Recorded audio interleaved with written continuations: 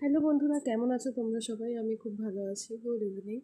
দেখো, আজকে সন্ধ্যাবেলা আমার চটপটা কিছু খেতে ইচ্ছা করছিলো, তাই আমি এখানে নিয়েছিলাম একটা গন্ধরাজ লেবু, যেদিকে পিস পিস করে কেটে নিয়েছিলাম, সাথে দুটো শুকনো লঙ্কা পুড়িয়ে নিচ্ছিলাম। গন্ধরাজ লেবুটা কাটার সময় অবশ্যই তার বীজগুলো ভেতর থেকে ফেলে দিতে হবে, না হলে কিন্তু খেতে তিতো লাগবে।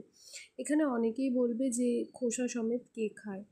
তোমরা একবার খেয়েই দেখো, এটা কিন্তু ভাতের সাথেও খোসা সমেত খাওয়া যায়, যেটা খুবই হেলদি। তো যাই হোক, এখানে আমি লঙ্কাটা পুড়িয়ে নেওয়ার পর হাত দিয়ে এরকম ডলে নিয়েছিলাম।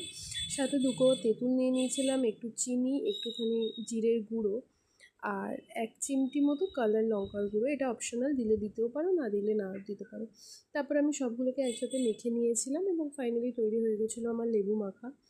তো কেমন লাগলো আজকের ভিডিওটা অবশ্যই কমেন্ট করে জানিও এবং চ্যানেলটিকে সাবস্ক্রাইব করো ভালো লাগলে। Thank you. দেখা হচ্ছে আবার একটা নতুন ভিডিওতে।